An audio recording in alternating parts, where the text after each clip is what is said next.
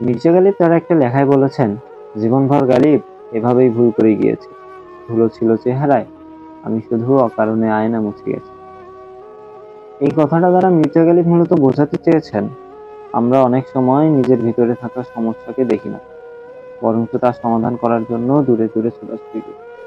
আমরা নিজেদের ভিতরে না তাকিয়ে সবসময় বাহিরে তাকাই, নিজেদের ভিতরের অবস্থা না বুঝে সবসময় বাহিরের অবস্থা ঠিক করতে। কত সুন্দর একটা লেখা, তাই না?